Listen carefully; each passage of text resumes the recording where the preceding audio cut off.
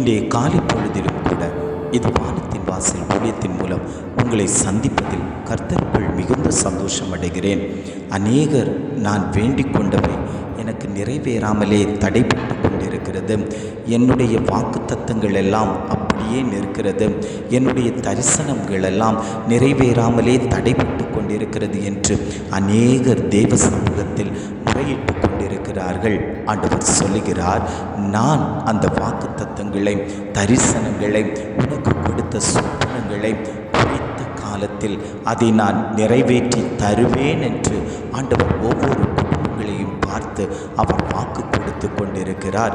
இன்றைய காலை பொழுதிலும் கூட ஆண்டவர் நமக்கு தரக்கூடிய நல்ல வார்த்தை என்னவென்றால், யோபு 23 இவ்வாறாக சொல்லுகிறது, எனக்கு குறித்திருக்கிறதை அவர் நிறைவேற்றுவார். வசனம் இவ்வாறாக சொல்லுகிறது, எனக்கு குறித்திருக்கிறதை அவர் நிறைவேற்றுவார். ஒவ்வொரு தேவ பிள்ளைகளுக்கும் குறித்திருக்கிற ஆசீர்வாதங்கள், சொப்பனங்கள், தரிசனங்கள் எல்லாவற்றையும் கர்த்தர் நிறைவேற்றி தருவார். ஆண்டவர் அதை உங்களுக்கு செய்து தருவேன் என்று அவர் வாக்கு தந்து கொண்டிருக்கிறார். அவர் பொய் சொல்ல மனிதன் அல்ல, அவர் பொய் சொல்ல மனிதன் அல்ல, மனமாற மனுபுத்திரன் அல்ல. குறித்த காலத்திற்கு தரிசனம் உங்களுக்கு வைக்கப்பட்டிருக்கிறது. அது முடிவிலே விளங்கும். பொறுத்திரு, காலம் தாழ்த்தாத. ஆண்டவர் சொல்லுகிறார், நீ வேகத்தோடு முன்னோக்கி போய்கொண்டிருக்கிறாய். இது சீக்கிரமாகவே எனக்கு கிடைக்கணும் அப்படின்னு சொல்லி நீ பிரயாசப்படுகிற. ஆண்டவர் சொல்லுகிறார், நீ செய்யக்கூடிய அந்த காரியத்தில் இருக்கக்கூடிய தடைகளை எல்லாம் நான் மாற்றப் போகிறேன். அதை நான் உன் கையிலே சுதந்திரமாய் தரப்போகிறேன். அது உன் கைக்கு வரும்போது சத்துரு அங்கு இருக்க மாட்டான், வன்கண்கள் அங்கு இருக்காது, எரிச்சல்கள் அங்கு இருக்காது, பொறாமைகள் அங்கு இருக்காது. உன்னுடைய ஆசீர்வாதத்தை நீ சுதந்திரமாய் பயன்படுத்தலாம் என்று ஆண்டவர் சொல்லிக் கொண்டிருக்கிறார். இன்றைக்கு அநேகருடைய வாழ்க்கையிலையும் இந்த மாதிரியான சூழ்நிலை தான் இருந்து கொண்டிருக்கிறது. ஆண்டவர் எனக்கு வாக்குத்தத்தம் தந்தாரே, ஆண்டவர் எனக்கு தரிசனம் தந்தாரே, ஆண்டவர் எனக்கு சொப்பனத்தில் பேசினாரே, தீர்க்க தரிசனம் சொன்னாங்களே, ஆனால் அது ஏன் காலதாமதம் ஆகி கொண்டிருக்கிறது? என்னுடைய காரணத்தில், என்னுடைய காரியத்தில் ஏன் இவ்வளவு காலதாமதம் ஆகி கொண்டிருக்கிறது? நான் அதற்கு தகுதி இல்லாதவன் ஆகிவிட்டேனா? நான் அனுதினமும் தேவ சமூகத்தில் அமர்ந்து கொடுக்கிறேன், வேதத்தை வாசிக்கிறேன், ஜெபிக்கிறேன், ஆண்டவரோடு நான் ஒன்றிணைத்து போய்கொண்டிருக்கிறேன். ஆனாலும் என்னுடைய வாழ்க்கையில் இப்படி ஒரு தடைகளும், இப்படி ஒரு கேடுகளும் வந்து கொண்டிருக்கிறதே என்று அநேகர் தேவனை பார்த்து கொண்டிருக்கிறீர்கள். ஆண்டவர் சொல்லுகிறார், மகனே, மகளே, உன்னை நான் பார்த்து கொண்டிருக்கிறேன். நீ பிரயாசப்படுவதை நான் பார்த்து கொண்டிருக்கிறேன். நீர் கண்ணீர் வடிக்கிறதை நான் பார்த்து கொண்டிருக்கிறேன். உனக்கு கொடுக்க வேண்டிய நன்மைகளை சத்ருவானவன் பறித்து கொண்டு போகாதபடிக்கு அதை சீர்படுத்தி, ஸ்திரப்படுத்தி, அதை நன்மையாய் நான் உன் கையில் நான் தரப்போகிறேன். அதற்காக நீ கொஞ்சம் காலம் வெயிட் பண்ண வேண்டியது இருக்கும். அதற்காக நீ பொறுத்து கொள்ள வேண்டும். அதற்காக நீ காத்திருக்க வேண்டும். முடிவிலே அது சம்பூரணமாய் விளங்கும். அநேகர் சொல்லுவார்கள், நீ பெற்றுக்கொண்ட இந்த ஆசீர்வாதத்துக்கு முன்பாக நாங்கள் வந்து நிற்க முடியாது. ஏனால் உன்னை சுற்றிலும் ஒரு தேவ மகிமை, உன்னை சுற்றிலும் ஒரு தெய்வீக பிரசனம் சூழ்ந்திருக்கிறதை நாங்கள் காண்கிறோம் என்று அநேகர் உன்னிடத்தில் வந்து சொல்லுவார்கள். நீ ஆச்சரியப்படுகிற விதத்தில் அந்த ஜனங்கள் உன்னை பிரமிக்க வைக்க போகிறார்கள்.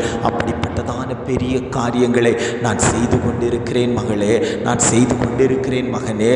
நான் குறித்த காலத்தில் நான் அதை உனக்கு நிறைவேற்றுவேன் என்று ஆண்டவர் வாக்கு கொடுத்து கொண்டிருக்கிறார்.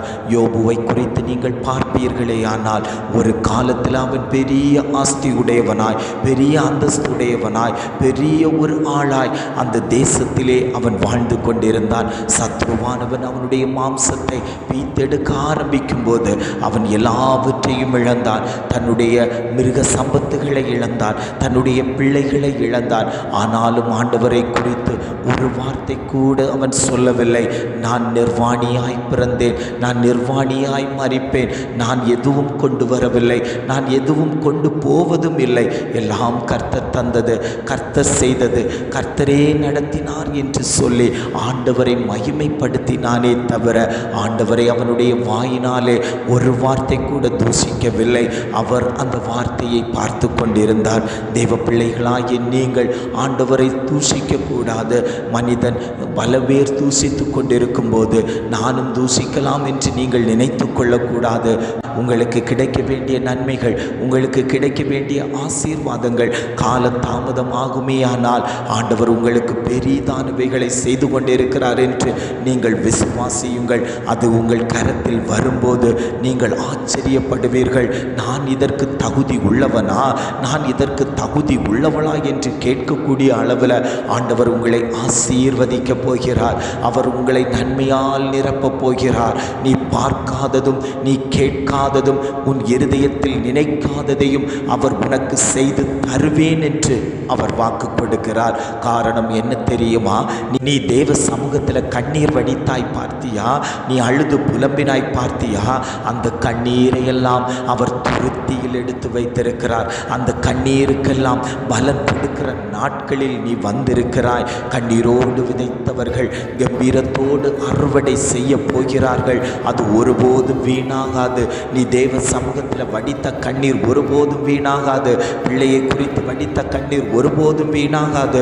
உன் தொழிலை குறித்து வடித்த கண்ணீர் ஒருபோதும் வீணாகாது. உன் புருஷனை குறித்து வடித்த கண்ணீர் ஒருபோதும் வீணாகாது.